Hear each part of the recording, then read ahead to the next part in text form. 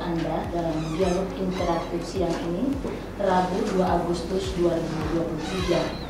Dialog pada kesempatan ini mengangkat topik pengelolaan dana otonomi khusus atau OTSUS tahun 2022 pada Dinas Perkebunan Kabupaten Bovendigul. Saat ini sudah hadir di studio ada 3 narasumber dari Dinas Perkebunan Kabupaten Bovendigul. Saya akan memperkenalkan ketiga narasumber tersebut. Yang pertama ada Kepala Dinas Perkebunan Kabupaten Bovendigul, Bapak Bempi Kutulesi. Selamat siang, Pak. Selamat siang, Ibu. Sehat, Pak ya? Sehat. Ada juga Kepala Bidang Pembenihan Produksi dan Perlindungan Tanaman bersama Bapak Yohanes Take. Selamat siang, Pak. Selamat siang.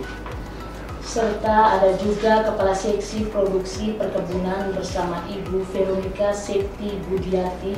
Selamat siang, Ibu. Selamat siang. Ya, yang pertama untuk mempersingkat waktu kita pada dialog interaktif kita pada siang hari ini, saya langsung saja ke Kepala Dinas Perkebunan Kabupaten Bovendigul ini. Ranah kerja dari Dinas Perkebunan sendiri apa saja ini, Pak? Iya, kaitan dengan tugas fungsi kami di Dinas Perkebunan berkaitan dengan itu kami lebih ke fungsi ke petani sebenarnya. Jadi ada beberapa tanaman yang harus kami perbanyak. Selain itu seperti tanaman karet. Terus yang kedua seperti tanaman kopi. Terus yang berikutnya tanaman coklat, bisa dibilang kakao. Dan ada beberapa tanaman yang lain. Khusus untuk di Kabupaten Bovendigul, 3 tanaman itu yang kami masih fokus. Pertama karena karet, dia sudah dari turun temurun. Sebelum ada kabupaten ini sudah ada karet yang bisa menghidupi masyarakat.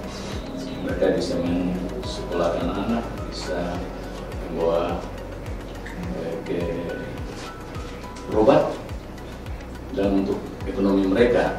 Terus sekarang kami juga pengembangan di kopi yang di daerah-daerah atas seperti yang berkuit ke atas karena dia cocok.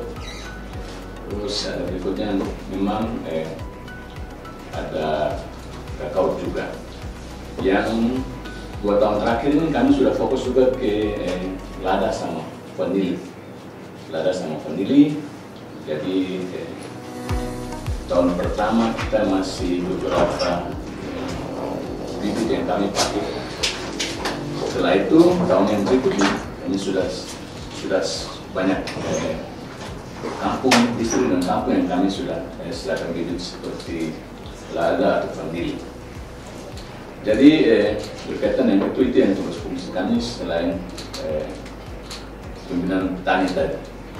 Baik, Pak. Terkait dengan topik kita siang ini, yakni pengelolaan dana otonomi khusus tahun 2022 pada Dinas Perkebunan Kabupaten Bovendigul sendiri ini, untuk di Dinas Perkebunan Kabupaten Bovendigul ini, kira-kira untuk dana OTSUS apa saja yang sudah dilakukan di tahun 2022, Pak?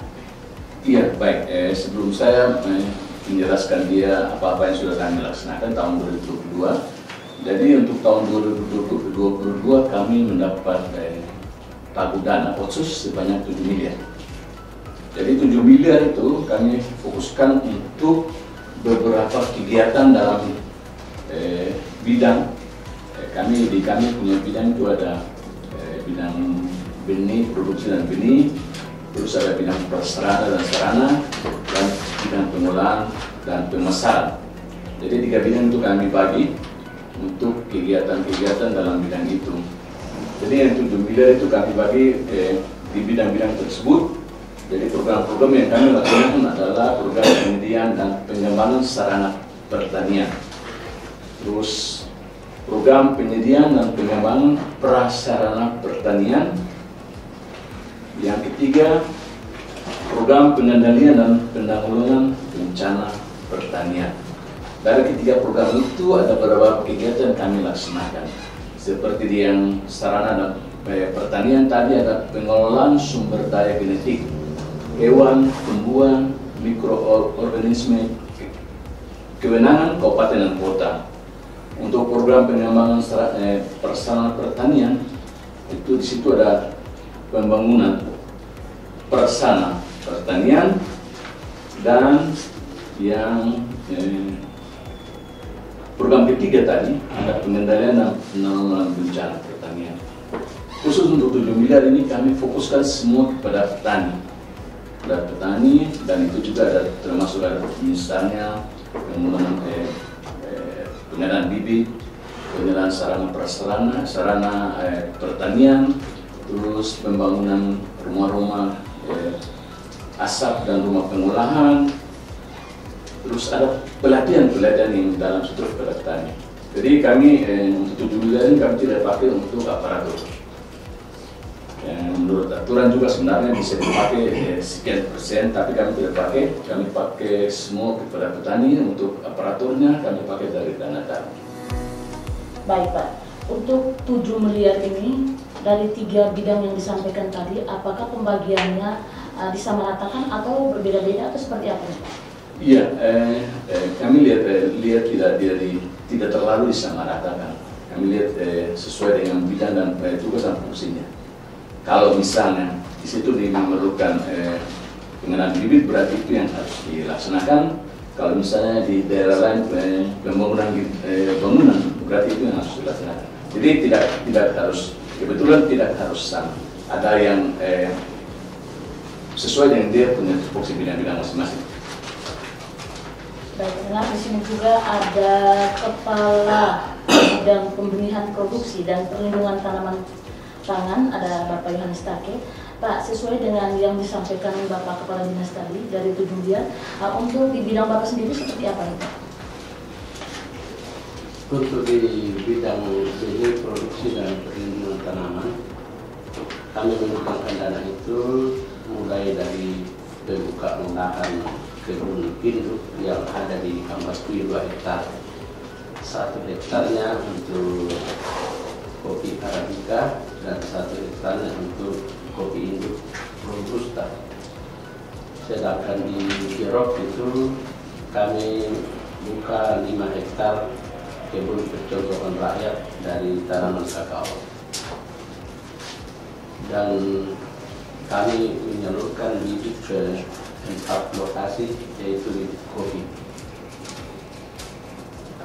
Untuk pembukaan kebun itu kami buat perubahan menjadi ditangani oleh masyarakat Oak sendiri, yang tadinya digunakan alat berat, tetapi kita saya Jayapura sehingga kami mendapat persetujuan dan kami berikan bahan makanan, peralatan termasuk sensor, bensin, minyak, oli, beras dan seluruh makanan yang dibutuhkan di dalam pengelolaan kebun itu sampai selesai. Jadi dana tidak naik ke kontraktor, tetapi naik kembali ke masyarakat.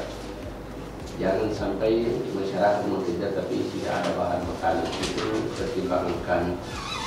Kemudian juga kami berikan sensor besar supaya dari sensor ini ketika tidak ada lagi bantuan dari dinas, mesin sensor ini bisa juga digunakan sebagai sumber dana kelompok, menjadi bisa diberikan beras dan lain-lain kebutuhan untuk dipakai mengerjakan kebunnya. Itu pertimbangan kami dari Dinas Perkebunan. Kita siapkan juga herbisida, fungisida, pupuk dan mesin bakat rumput dan alat-alat pertanian lain kita lengkapi. Jadi tidak ada yang kita jadikan sebagai biaya perjalanan dinas, semua 100% dikembalikan ke masyarakat. Khusus untuk penyaluran kopi ke 4 kecamatan, 4 distrik itu totalnya 31.000 bibit lebih. Sedangkan vanili 1.000 bibit dan lada 3.500 ya. Itu semua kita blok ke kecamatan supaya di masing-masing kecamatan atau distrik atau kampung itu mengembangkan bibit yang kita berikan itu menjadi bahan tanaman untuk dikembangkan di masing-masing kampung untuk memudahkan. Seperti Kepala Dinas sampaikan tadi bahwa kita fokus kepada 3 komoditi, yaitu karet, kopi, kakao, dan ada namanya tanaman introduksi atau tanaman cela, yaitu lada dan vanili. Perlu saya sampaikan bahwa Kabupaten Bukit Tinggi adalah sangat potensial untuk dikembangkan di sektor perkebunan. Kami pemerintah melalui Dinas Perkebunan bermimpi bagaimana caranya saudara kami yang ada di Bukit Tinggi itu bisa menentungi uang dari hasil kebunnya sendiri. Karena Tuhan memberikan kita tanah subur untuk sesuai dengan tanaman perkebunan yang tidak dimiliki kabupaten lain di Papua Selatan. Selanjutnya, jika bibit yang kami salurkan ini dikelola, ditangani secara budidaya oleh masyarakat dengan sungguh-sungguh, tentunya 5 tahun atau 4 tahun ke depan kita akan menjadi penghasil kopi terbesar di Papua Selatan, termasuk juga vanili dan lada. Itulah harapan kami. Kemudian kami menyalurkan bibit itu, kami juga salurkan lanjarannya untuk lada vanili dan bibit pohon pelindung untuk kopi dan kakao. Jadi semua itu satu paket. Karena tanaman lada, coklat atau kakao dan kopi itu sangat membutuhkan tanaman naungan. Jadi kita tidak asal-asalan kasih dan dibiarkan tumbuh.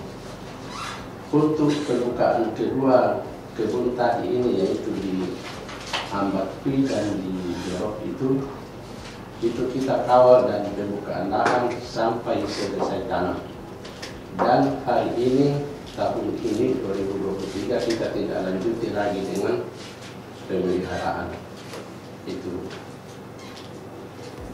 Baik Pak, tadi disampaikan bahwa ada 4 distrik ya lokasi untuk penanaman kopi. Distrik mana saja itu Pak? Dulu beberapa tahun yang lalu saya sebagai tim menyusun bersama-sama Pak Kepala Dinas waktu masih di Papeda, saya menyusun wilayah perwilayahan komunitas. Jadi wilayah di Kabupaten Bukit Tinggi kan tidak semua harus karet. Di satu tempat mungkin karetnya bisa tumbuh besar, tumbuh bagus dan seperti pohon beringin jadinya. Tetapi kemungkinan besar lateksnya tidak keluar karena faktor iklim.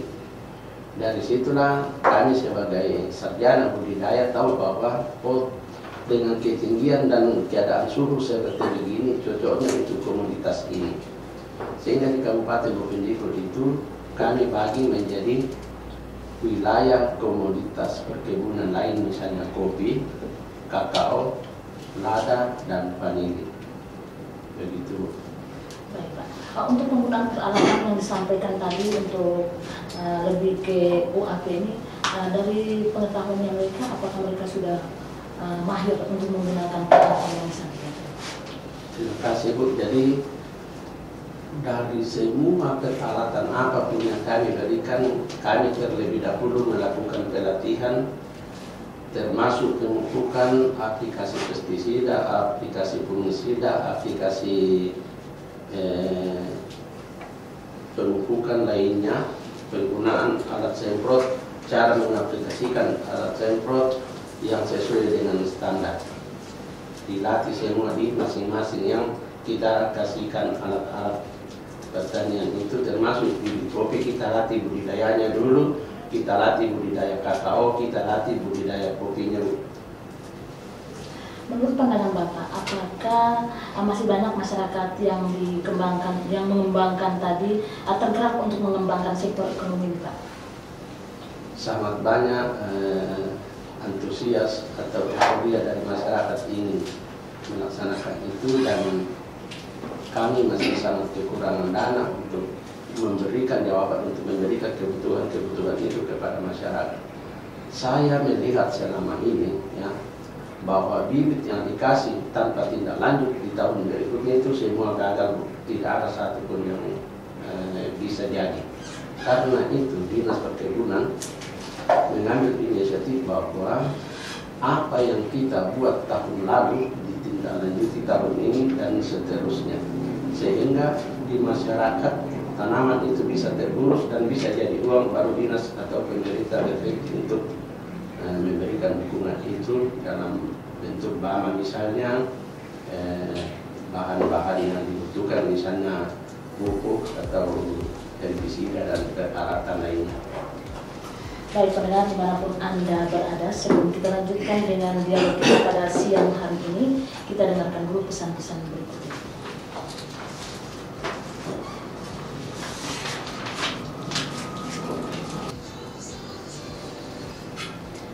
Masih bersama kami dalam dialog interaktif pada siang hari ini dengan topik pengelolaan dana otonomi khusus tahun 2022 pada Dinas Perkebunan Kabupaten Bovendigul. Di sini ada Kepala Dinas Perkebunan Kabupaten Bovendigul, Kepala Bidang Pembenihan Produksi dan Perlindungan Tanaman, serta juga Kepala Seksi Produksi Perkebunan. Pendengar, Anda juga dapat berinteraksi bersama ketiga narasumber tersebut di nomor telepon 0811-4988-222 dan melalui pesan singkat di 0811-4988-666 dengan topik pembahasan kita pada siang hari ini terkait dengan pengelolaan dana otonomi khusus tahun 2022 pada Dinas Perkebunan Kabupaten Bovendigul. Saya ke Ibu Kepala Seksi ya. Ibu, apakah program yang menggunakan dana otonomi khusus ini hanya untuk orang asli Papua atau seperti apa? Seperti jenisnya dalam dana khusus memang untuk orang dari Dinas Perkebunan kita akan untuk semua kelompok tani yang notabene semua adalah orang asli Papua.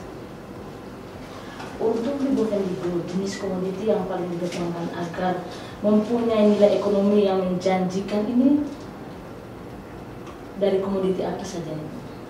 Kalau untuk dari sektor tanaman perkebunan, kita Bovendigul masuk dalam wilayah adat Animal. Wilayah adat Animal untuk pengembangan komoditi perkebunan memang difokuskan untuk tanaman karet. Tetapi masih ada tanaman pengembang lain yang mengimbangi untuk tanaman karet. Itu adalah tanaman vanili, lada, kakao, dan kopi. Untuk Dinas Perkebunan, mulai dari tahun 2017 sudah mulai kita membuka lahan kopi. Lahan kopi pertama juga itu di Kampung Tetot, ini yang di. Setelah itu kita kembangkan lagi seperti yang tadi Kepala Bidang Pembenihan Produksi Perlindungan ya, saya yang hadir di sini juga, itu kita buka kebun induk kopi untuk menjangkau wilayah di wilayah atas sana yang memang infrastruktur ke sana memang masih agak sulit, yaitu di Anungka, Kampung Anungka, Distrik Ambarukui. Setelah itu untuk sektor pengembangan karet yang 4 distrik tadi yang sempat ditanyakan dengan kerja operasinya, itu 4 distrik itu kita kembangkan di distrik Nyinati itu Kampung Pinka, terus di Waroko itu Kampung Jetetko, Kampung Warito di distrik Pangguan, dan yang terakhir kemarin kita ke wilayah bawah yaitu di distrik I, di Kampung Ujungkia. Untuk kopi Bu ya? Iya, Untuk kopi. Berapa hektar yang bisa? kita hanya bagi bibitnya. Bagi bibit. Iya, karena itu kita jawab dari hasil musrembang. Dari musrembang kita laksanakan sesuai yang sudah diusulkan dari masyarakat di distrik dan dari usulan dari masyarakat di kampung. Pembagian bibit ini setiap kampung berapa banyak? 5.000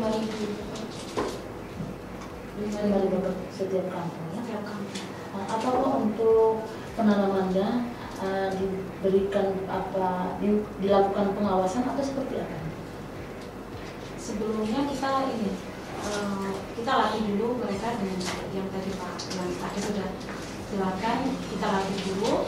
Untuk selanjutnya kami masih pantau seperti tahun ini, tahun lalu kan kita berikan bibit, tahun ini kita berikan alat pemeliharaan. Itu kita akan berlanjut. Iya.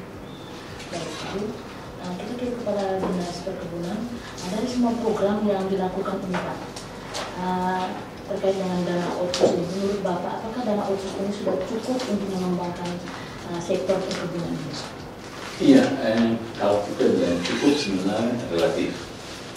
Saya bilang cukup sebenarnya relatif karena begini, seperti disampaikan oleh saya punya pelatihan tadi, bahwa setelah kita memberikan itu mereka melihat ada potensi yang mereka dapat, akhirnya mereka memang ingin mendapatkan lagi.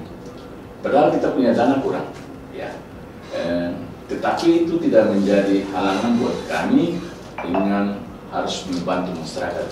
Jadi mungkin tahun misalnya mereka dapat 5.000, mungkin tahun berikutnya kita kasih lagi sesuai dengan kemampuan dana kami.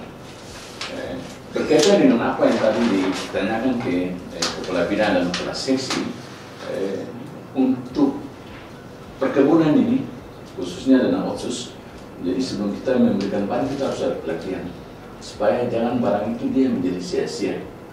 Ya. Terus berkaitan dengan barang yang sudah kami berikan itu memang sebenarnya harus ada pendampingan.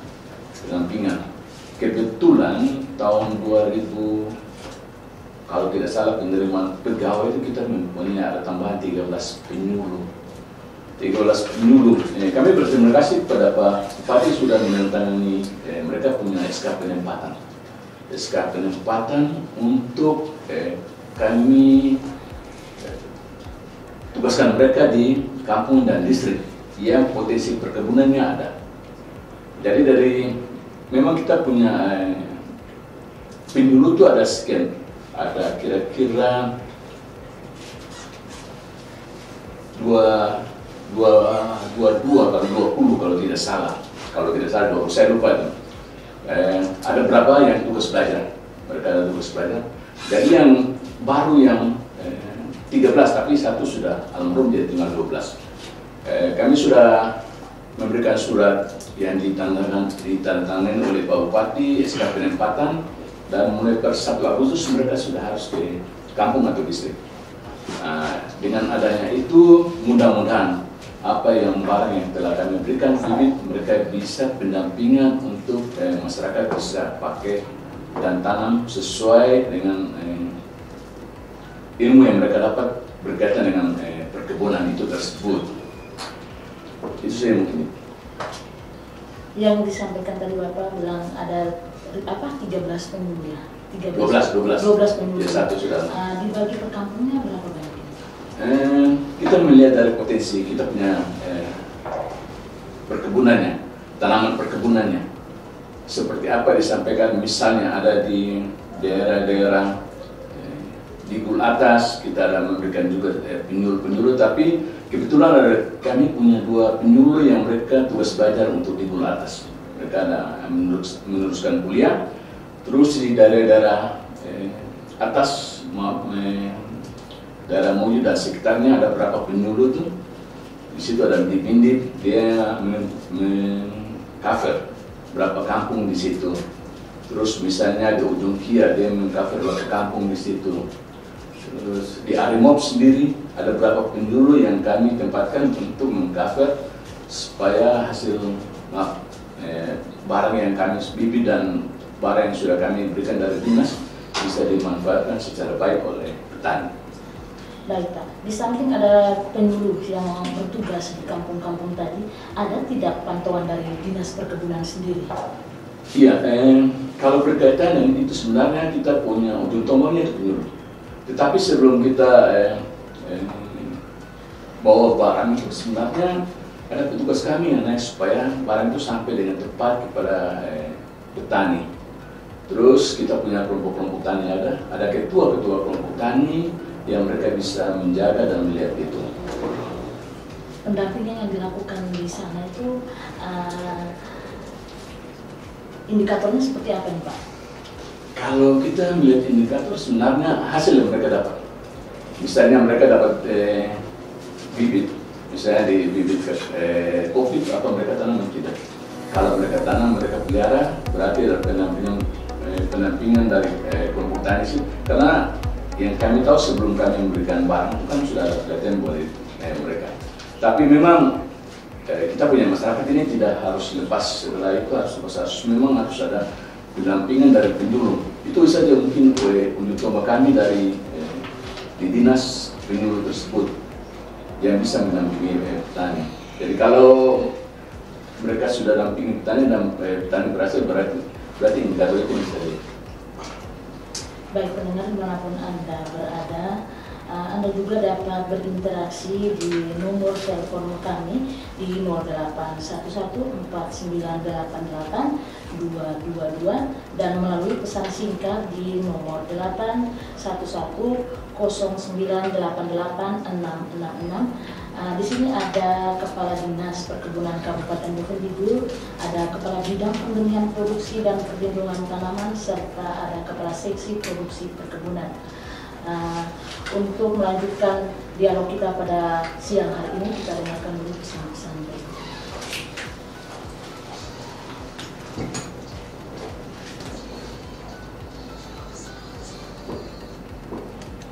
Masih bersama kami dalam dialog dengan topik pengelolaan dana otonomi khusus tahun 2022 pada Dinas Perkebunan Kabupaten Bovendigul. Mungkin saya ke Kepala Dinas lagi, Pak, terkait dengan pengelolaan dana khusus tahun 2022 ini, apakah ada kendala-kendala yang dihadapi? Iya, berkaitan dengan pengelolaan dana otsus di tahun 2022, memang ada beberapa kendala yang kami hadapi. Salah satunya misalnya seperti disampaikan oleh Kepala Bidang tadi, bahwa untuk antar bibit dengan infrastruktur yang belum bagus. Saya bilang belum bagus ya, karena mungkin ada beberapa yang berbeda nanti. Bisa berhari-hari untuk bawa bibit tersebut dan alat-alat tersebut. Terus berkaitan dengan ada beberapa penolakan dari masyarakat yang pekerjaannya harus mereka kerjakan, padahal sebenarnya kan tidak harus seperti itu. Yang kami sampaikan kepada masyarakat bahwa kalau pekerjaan di situ kan nanti manfaatnya bukan kepada kami dinas, tapi manfaatnya kepada masyarakat tersebut. Jadi ada memang beberapa yang menolak, tapi pada akhirnya bisa dikerjakan dulu juga oleh pihak ketiga. Kalau kendala-kendala secara umum memang itu yang kami alami, tapi secara khusus mungkin tidak ada. Ya. Tidak ada, Pak ya. Untuk Bapak Kepala Bidang sendiri, dari penjelasan yang disampaikan oleh Bapak Kepala Dinas tadi, apakah sama yang seperti yang disampaikan Bapak Kepala Dinas tadi, atau seperti apa Pak? Mau ada tambahan? Jadi seperti sebagai kendala yang paling berat kami hadapi untuk penyaluran otsus itu, terutama bibit itu adalah dari akses transportasi jalan. Ada bibit yang kita 2 kali antar, tapi sampai di sana tidak ada alat untuk tindak lanjuti, misalnya ke itu akhirnya kembali. Bibit juga banyak layu, ada juga mati dalam perjalanan karena tenggang waktu yang begitu lama, mobil rusak misalnya. Dan kalau mobil bibit di atas mobil kan tidak ada yang siram di situ, itu juga menjadi kendala. Itulah yang membuat ada kemungkinan tanaman juga bisa rusak di dalam perjalanan, termasuk kami salurkan bahan kering waktu itu sudah ada yang kering baru sampai di lokasi, karena macam lambat itu ada 1 minggu lebih baru bisa sampai. Kami membangun dari kampung paling sulit karena kami berpikir bahwa apabila sudah ada produksi dari petani kita di mana-mana, tentunya pemerintah akan buka mata membuat akses jalan ke sana sehingga produksi yang atau hasil dari masyarakat itu bisa terjual, bisa dipasarkan. Kami tidak membangun yang gampang dijangkau karena itu akan begitu-begitu terus bagi saudara kita yang ada di pedalaman terpencil. Sehingga kami pada umumnya perkebunan itu bangun yang paling tersulit. di dalam politik pembangunan disebut politik ekonomi, sehingga ekonomi sudah ada di sana, mau tidak mau pemerintah akan suka akses jalan, itu kan rumusnya seperti begitu. Kemudian banyak saudara-saudara kita petani perkebunan tidak pernah merasa berpikir bahwa suatu saat, suatu ketika kemudian mereka akan menjadi bos di tanahnya sendiri. Misalnya, mereka berhasil menanam 3 hektar kopi, 3 hektar kakao, atau 1 hektar vanili atau lada misalnya. Kan tenaga kerja mereka tidak cukup untuk memanen hasil itu. Dari sinilah mereka akan memanfaatkan tenaga-tenaga misalnya dari pendatang misalnya. Itulah yang disebut bos di tanah sendiri. Itu yang mereka belum pernah berpikir bahwa suatu saat juga akan jadi bosnya pendatang. Bosnya teman-teman kita yang datang di sini untuk sama-sama bekerja, mengolah kebun, mengolah hasilnya seperti di tempat-tempat lain. Petani-petani di tempat lain itu bukannya yang mengerjakan langsung, pasti ada orang-orang lain yang bagi hasil pada saat panen. Itulah mimpi kami dari Dinas Perkebunan, ingin membuat saudara kami menjadi tuan, menjadi bos di tanahnya sendiri. Baik Pak, tadi disampaikan bahwa mengantarkan bibit dan kendaraan ke jalan, terus tidak sampai pada tempatnya, hanya sampai di situ saja. Untuk sampai ke tujuannya itu, alangkah apa yang dilaksanakan ini? Selama ini kita drop 2 kali, dan kalau masih panas lagi kita sewa motor untuk sampai di tempat tujuan. Jadi banyak yang kami lakukan seperti itu. Kita kan kesalahan harus berbongkaran yang paling tinggi sekali, banyak orang bisa, dan itu kontraktor akan kewalahan di situ karena untungnya harus ditransportasi. Baik, terus tadi bilang pengantaran bibit, ada bibit yang rusak.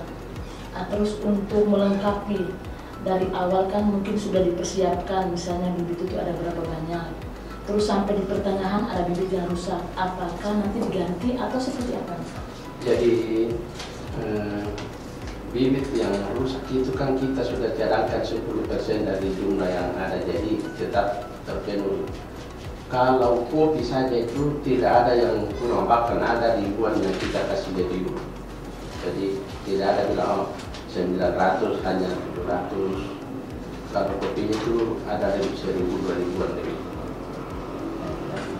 Mungkin dari pada sesi ada tambahan lagi? Untuk tambahan dari Iya. saya rasa cukup hanya itu saja, karena hanya infrastruktur jalan.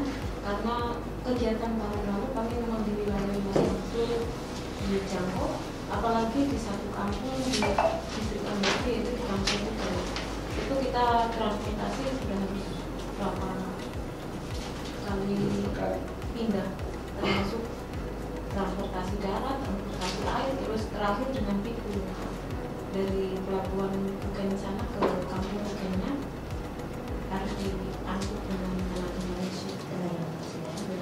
Dari pengangkutan ini apakah dipergunakan masyarakat di sana atau seperti apa? Iya, masyarakat sana ya masyarakat untuk ambil sama-sama dengan masyarakat dan dengan tim dinas. Masyarakat di sana apa semangat tidak untuk melaksanakan jemput bola seperti kayak gini Pak? Semangat sekali, apalagi di wilayah sana kan jangan tersebut, dan itu memang kita jawab dari permohonan mereka sendiri. Lu muslim Pak? Iya. Dan ternyata kemanapun Anda berada, sebelum kita lanjutkan dengan perbincangan kita pada siang hari ini, kita dengarkan dulu pesan-pesan berikut ini. Dialog interaktif pada siang hari ini dengan topik pengelolaan dana otonomi khusus tahun 2022 pada Dinas Perkebunan Kabupaten Bovendigul. Saya mungkin ke Kepala Dinas Perkebunan lagi Pak ya, terkait dengan dana otsus ini. Apakah di tahun 2023 ini juga masih mendapatkan dana otsus atau seperti apa? Iya, pada tahun 2023 kita masih mendapat dana otsus seperti tahun 2022 sebanyak 7 miliar. Dan kami masih fokus seperti program-program yang awalnya saya sampaikan, ada 3 program itu. Dan setelah kita fokus di ketiga program itu dengan tanamannya, karet, masih kakao, masih lada, masih vanili, kopi. Apakah ada pembukaan lahan baru atau? Kalau lebih teknisnya nanti sampaikan oleh kepala, karena kebetulan beliau hadir juga, nanti sampaikan oleh kepala bidang. Mungkin saya langsung ke kepala bidangnya, Pak, silakan. Terkait dengan pengelolaan dana otsus di tahun 2023. Untuk dana otsus tahun 2023 ini hanya pemeliharaan kebun untuk di Amat Kui dan kebun percontohan kakao di Jero dan Antar Bama, dan seluruh kebutuhan mesin-mesin, pupuk, pestisida, herbisida dan lain-lain. Begitu. Mungkin pertanyaan dari Ibu Kepala Seksinya. Tahun 2023 terkait dengan otsus atau itu pengadaan bibit. Jawaban dari Bu Sri. Pengadaan dulu.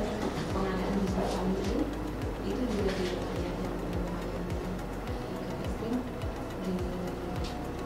Kemudian pengadaan bibit kopi sama karet. Di wilayah mana? Untuk karet itu di distrik Mugia untuk menjangkau 3 kampung dan distrik Tiliwasi.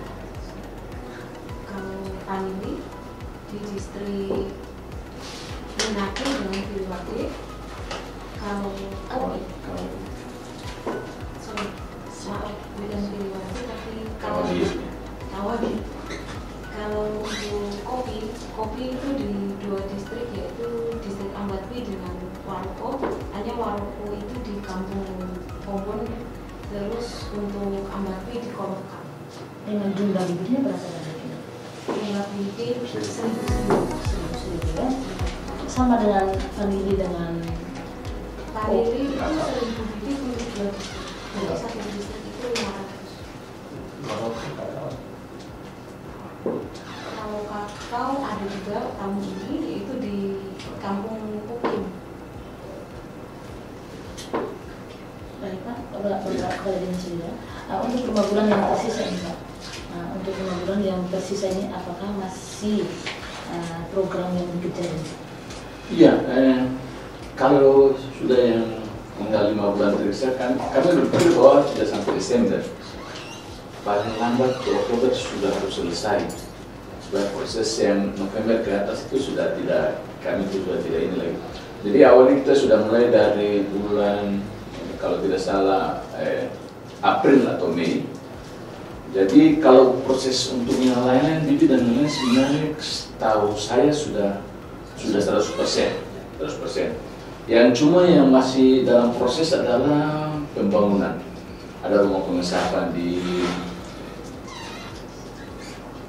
Kaisa dan di Jair tapi di divisi 8 di daerah Kelapa Sawit itu.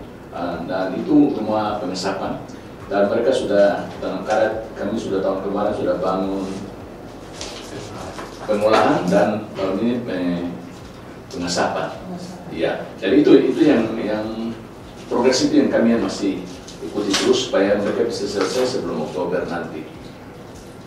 Kira-kira dari Bapak Kepala Bidang sendiri, terkait dengan yang disampaikan Bapak Kepala Dinas tadi, jangka waktunya sampai bulan Oktober, menurut Bapak seperti apa?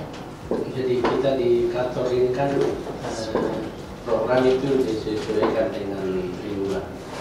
Triwulan 1 apa, triwulan 2 apa, triwulan 3 sampai triwulan 4 itu sudah selesai semua. Jadi tahapnya sesuai dengan triwulannya. Bagaimana dimanapun Anda berada, tidak terasa saya waktu kita tinggal beberapa menit lagi. Namun sebelum menutup perjumpaan kita pada siang hari ini, mungkin yang pertama ke Bapak Kepala Dinas sendiri, pesan atau harapan yang disampaikan, silakan Pak. Ya, khusus untuk petani, pemerintah sudah memberikan ada rumah pengesapan, rumah pengolahan, dan pengenalan bibit dan lain-lain. Petani diharapkan bahwa petani dapat mempergunakan itu sebaik mungkin, karena dengan mereka mempergunakan sebaik mungkin akan menghasilkan untuk kebutuhan ekonomi mereka sebenarnya. Bapak Kepala Dinas.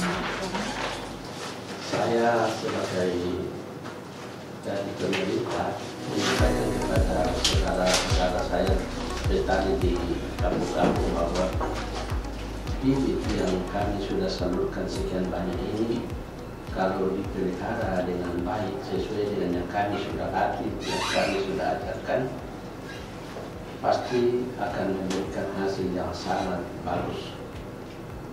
Prinsip tanaman itu, kalau dia disayang, dia akan memberi. Tanaman disayang, dirawat, dipupuk, dipelihara, dia akan memberikan begitu banyak hasil. Banyak saudara kita yang tidak pernah berpikir bahwa anak saya ini mau sekolah, ambil uang dari mana. Harusnya dia berpikir bahwa kalau anak saya masuk SMP atau SMA atau perguruan tinggi, saya sudah ada kebun, saya sudah ada uang dan kebun saya sendiri untuk menyekolahkan anak saya. Banyak anak-anak di kampung itu kan nasibnya bisa jadi pejabat, bisa jadi tentara, polisi, dokter, pegawai negeri, tetapi terbentur karena nasibnya terbatas di keuangan ekonomi.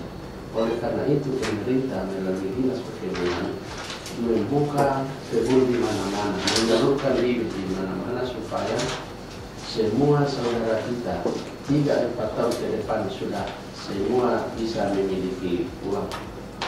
Kemudian kami juga berbagai macam cara yang kami sudah tempuh. Kami sudah bawa petani ke perkebunan kopi terbesar di Sulawesi Selatan di Tanah Toraja untuk melihat langsung bagaimana budidaya kopi yang benar.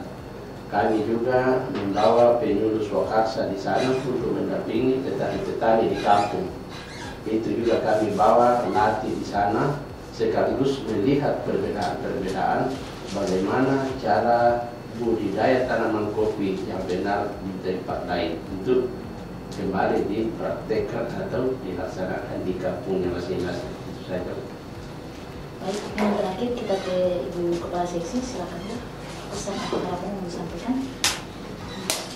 Untuk pertanyaan semua, untuk mohon kalian tetap semangat untuk merawat kebun kalian dan menjaga. Kami dari dinas selalu memfasilitasi. Mudah-mudahan dengan semakin kalian rajin merawat kebun kalian akan mendapatkan hasil untuk menunjang ekonomi keluarga. Pendengar, demikian dialog kita pada kesempatan ini dengan mengangkat topik pengelolaan dana Otsus tahun 2022 pada Dinas Perkebunan Kabupaten Bovendigul. Saya Agustina Iniarsi bersama tim kawat kerja yang bertugas pamit undur diri. Selamat siang dan sampai jumpa.